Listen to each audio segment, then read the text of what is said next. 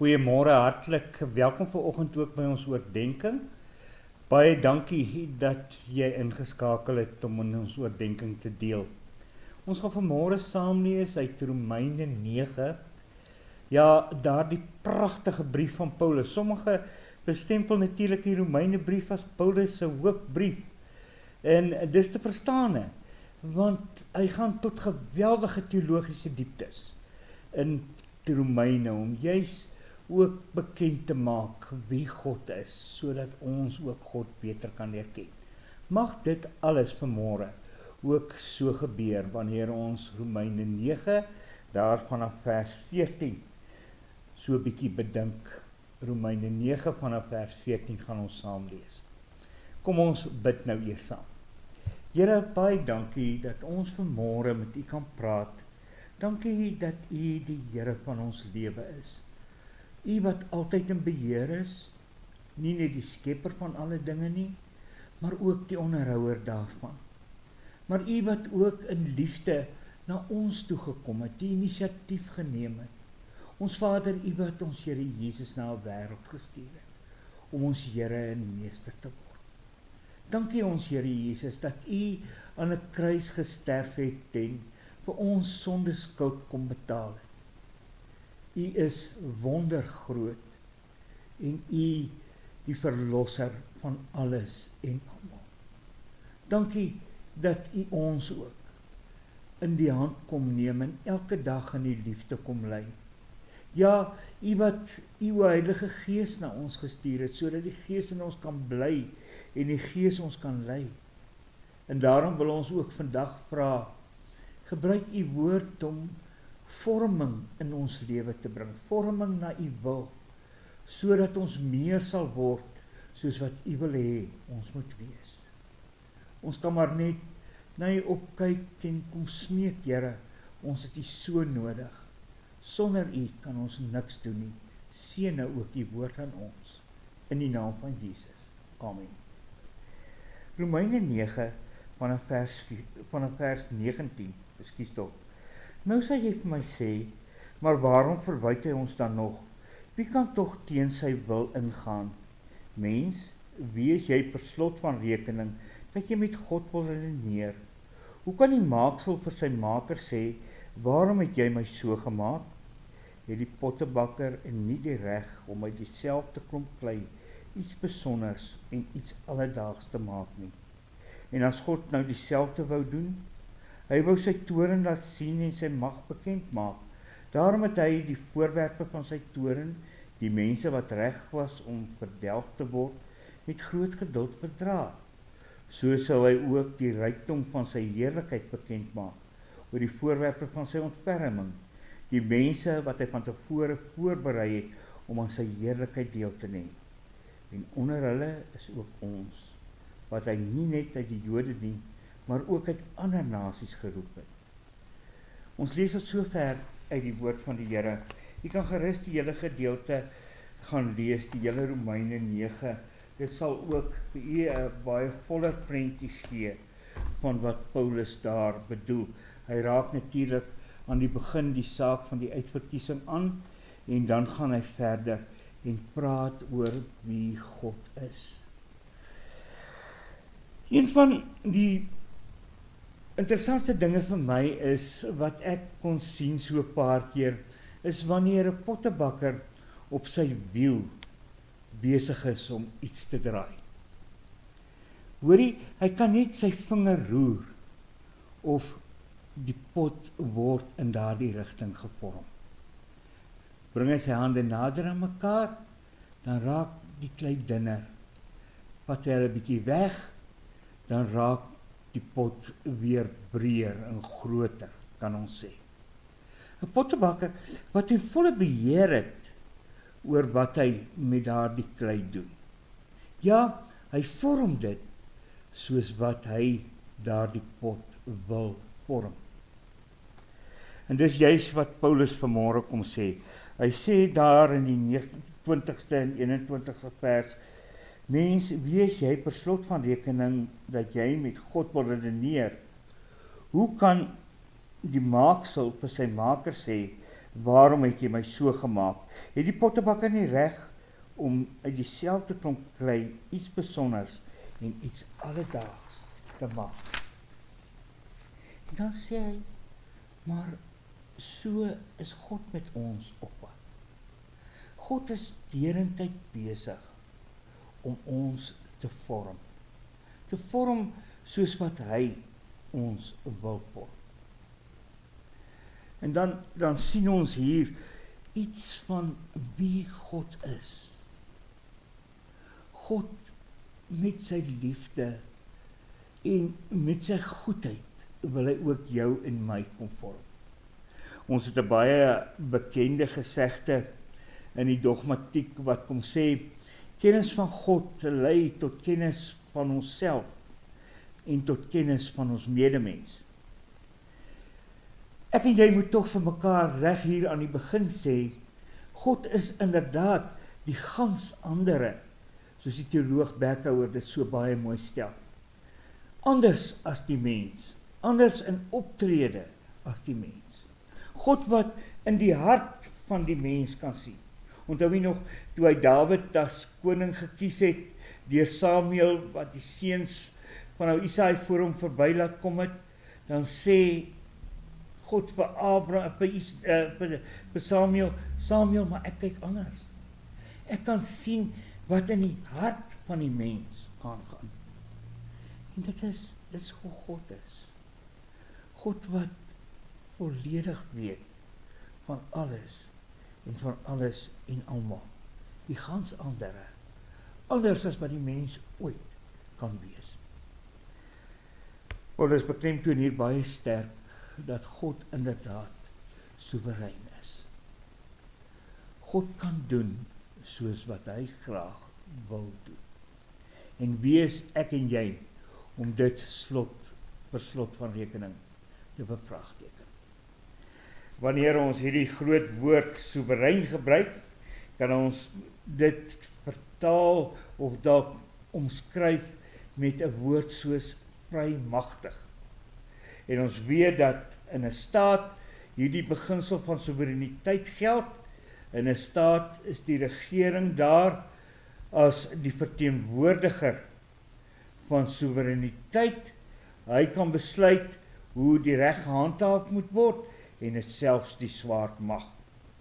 Wanneer ons oor God se soewereiniteit praat, het ons dadelik met, en ek sê dit in besonder tussen hakies, met God se karakter te doen, wie God is. En daarom, wanneer ek en jy vandag vir mekaar sê, God is vrymagtig, wat beteken dit presies? In die eerste plek, dink ek dit beteken, God is absoluut regverdig. Daar in die 14de vers, wat jy gerus moet gaan lees, kan ons die volgende raak sien. Wat moet ons hieruit aflei? Dat God onregverdig is? Beslis nie. Vir Moses het hy gesê, ek sal barmhartig wees oor wie ek barmhartig wil wees, en ek sal my ontferm oor wie ek my wil ontferm. God wat doen soos wat hy wil.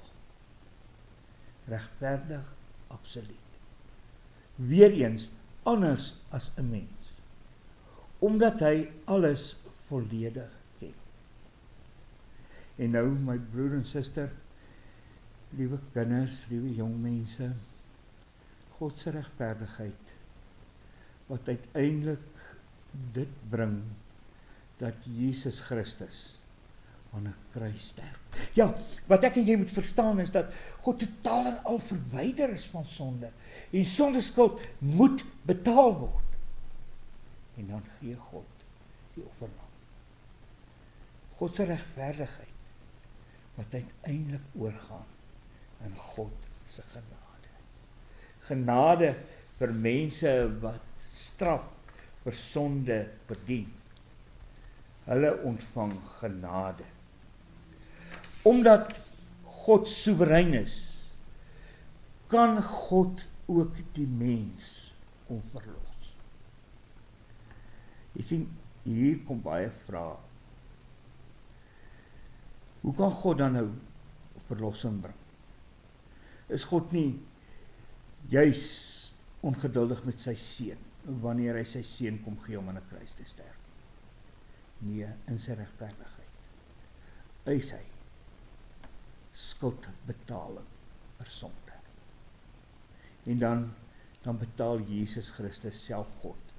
Die enigste een, soos die Heidelbergse Katekismus dit so mooi skets, wat by magte is om dit te kan doen, omdat hy geen sonde gehad het nie. En kom sterf vir jou en my. En in sy vrymagtigheid kom ons Here en hy stort dit oor ons uit, sy genade, sodat ons uit vrye guns alleen gered is. Ja, sodat ons aan hom kan behoort. Is dit nie wonderlik? Ek en jy, wat niks daarvan verdien nie, word uit genade alleen gered. Paulus beklemtoon dit so tog mooi in die 2de hoofstuk in sy brief van die Efesiërs. En onthou, julle is uit genade gered. God wat in sy soewereiniteit sy genade oopmaak, ook vir mense wat nie Jode is, soos Paulus hier baie mooi bestempel. Want sien, die Jode het hulle nog steeds gesien as hierdie besondere mense wat God se guns geniet. Maar dan kom Paulus en verduidelik, hoor hier, maar dis nie meer so nie. God se genade het oopgegaan vir almal in 'n wêreld. Ja, sy hand van liefde en genade reik uit tot die verste uiterstes van die aarde. En dit bring ons by die 3de karaktertrek, kan ons sê, van God. Vol liefde. Liefde, ja, liefde wat maak dat ek en jy inderdaad aan God vasgebind is. Dat ons nou God se eiendom kan wees, dat ons sy kinders kan wees. Dat ons aan hom kan behoort. Hy wat oor homself gesê het dat hy liefde is, buk juis in liefde af na die mens, na jou en my. In liefde kom trek hy ons in, sodat ons sy verlossing kan smaak. Trouwens, daar in Romeine 7 kom Paulus en hy kyk na sy eie lewe en dan sê hy daar, maar ek, hoe en wie gaan my ooit van hierdie doodsbestaan verlos? Want die goeie wat ek wil doen, die doen ek nie. Die slegte wat ek nie wil doen nie, juist dit doen ek. En dan sê hy net, God doen dit uit sy liefde. Liefde vir sondige mense. Vir jou en vir jou en vir my.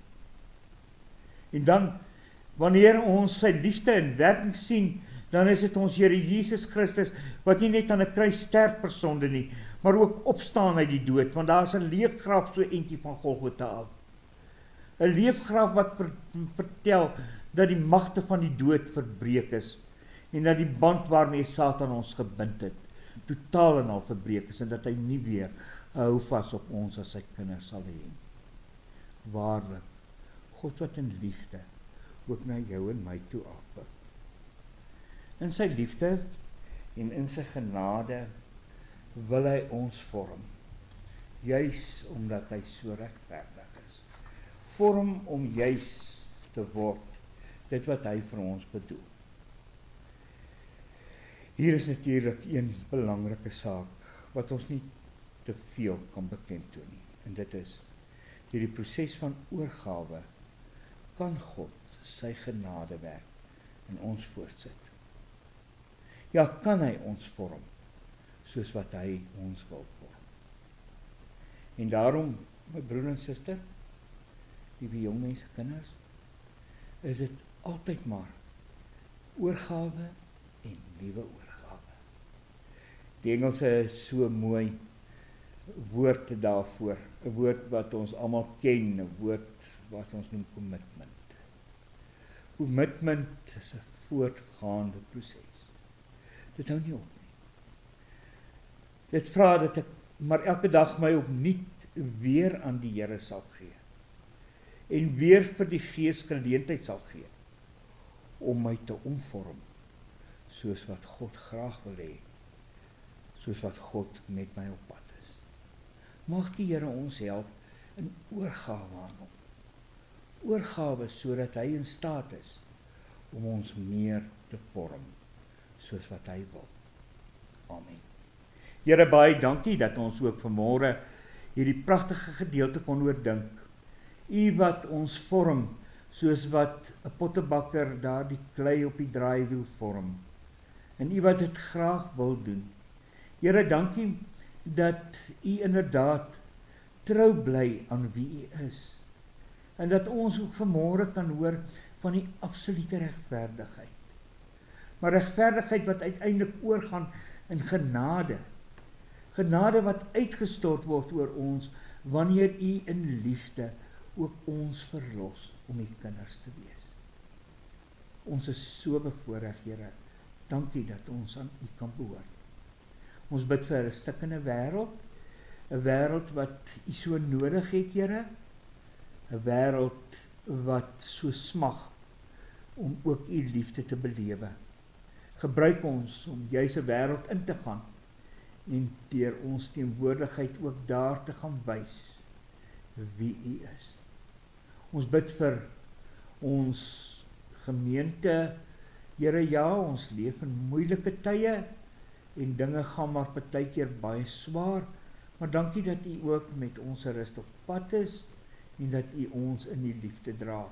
Ons bid vir hulle wat siek is in ons gemeente, eensaam, hartseer, alleen. Ons dra hulle elkeen in u op en bid vir hulle.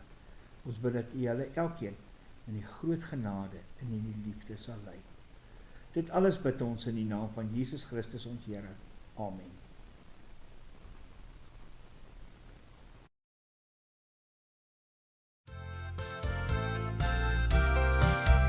Want so lief het God die wêreld gehad, dat hy sy enige gebore seun gegee het, sodat elkeen wat in hom glo, nie verlore mag gaan nie, maar die ewige lewe kan hê. Ken hom in al jou weë, ken hom in al jou weë, dan sal hy jou baie gelyk maak, gelyk maak, gelyk maak. Ken hom in al jou weë. Want so lief het God die wêreld gehad, dat hy sy enige gebore seun gegee het, sodat elkeen wat in hom glo, nie verlore mag gaan nie, maar die ewige lewe kan hê.